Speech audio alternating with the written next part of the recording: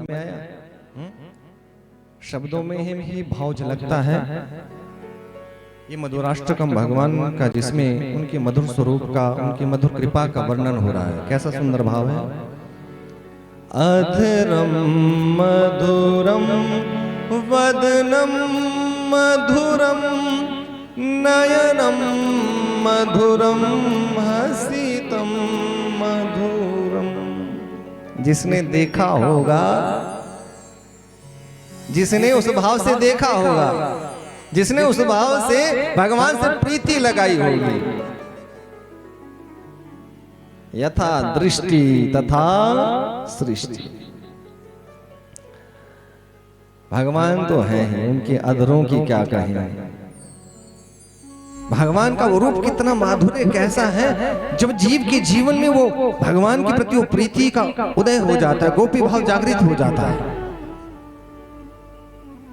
उस प्रेम में, उस भाव में, उस प्रेमी का जब दर्शन करते हैं ना, उस ठाकुर का दर्शन करते हैं, अधरम मधुरम मदनम मधुरम नयनम मधुरम हसितम मधुरम, उनकी हर छवि और छटा अच्छी लगती है।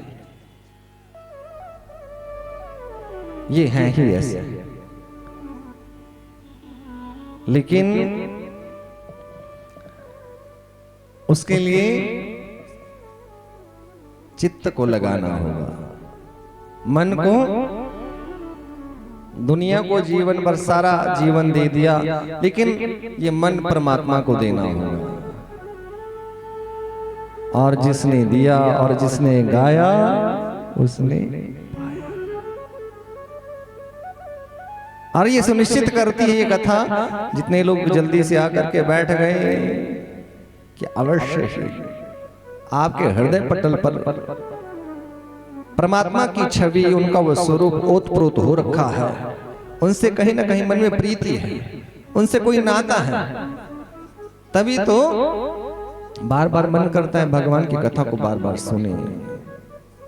कथाओं को सुनने से क्या होता है? भक्ति प्रगाढ़ होती है। क्यों भक्त ऐसा, चरित्र तो वही है, कथाएं भी वही है, लेकिन हर बार सुनो तो नहीं, हर बार सुनो तो अलग आनंद, अलग अनुभूति। उन भक्तों के चरित्र को सुनने से भक्ति प्रगाढ़ होती रहती, कि वो भी ऐसा कर सकते थे तो हम भी कोशिश करें। उतना नहीं, थोड़ा सही, लेकिन कुछ ना कुछ कृपा तो होगी। बोलो सच्चिदानंद भगवान। अर्चनीय वंदनीय सर्वकाल स्मरणीय परम गुरुदेव के श्री चरणों में वंदन करते हुए इसे दिव्य दर्शन के लिए भी आवश्यक है। गुरु बिन ज्ञान नहीं, गुरु बिन ध्यान नहीं है। उस मार्ग पर चलना पड़ता है, उस नियम से जो जीवन को जीते हुए परमात्मा के उस नाम को भजता है, वो भगवत कृपा को प्राप्त कर लेता है।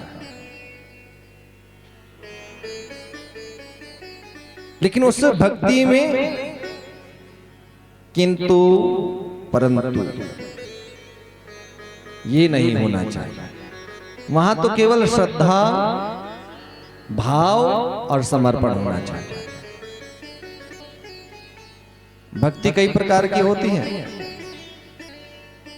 एक क्षणिक भक्ति होती है, कुछ समय के लिए मन लग गया, क्षण में मन लग गया, थोड़ी देर भक्ति हुई, फिर संसार में निकले तो संसार की माया ने फिर से घेर लिया। अर्थात तो भक्ति कौन सी कथा पंडाल तक रहता है।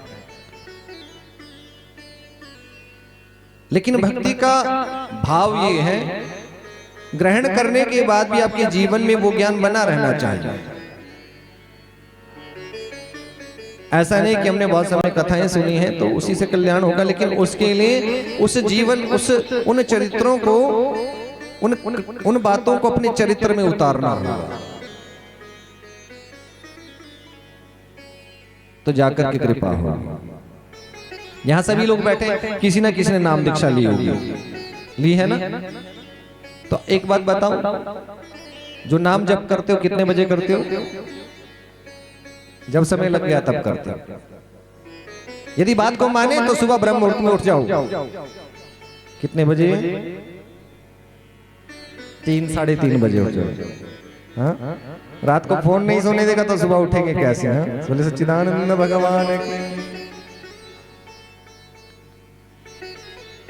4 साढ़े 4 बजे से ब्रह्म काल में ब्रह्म बेला में उस नाम जप को करना चाहिए। वैसे तो हर समय नाम जप की महिमा है,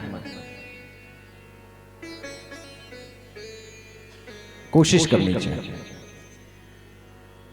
जप भी कैसा? नित्य माला का जप कम से ज्यादा करना होता है। एक माला करते हो तो 1 की 2 कर सकते हो, 3 कर सकते हो, लेकिन 3 से 2 नहीं कर सकते। नियम बनाओ तो इतना बनाओ कि उसको निभाओ, पर अच्छे से निभाओ, श्रद्धा से निभाओ उसको। और उस भक्ति के लिए,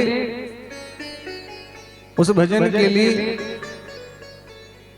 नाम जप में से मानसिक कहीं भी कर सकते हो, चलते फिरते उठते बैठते कैसे भी, लेकिन उसके लिए अपना आसन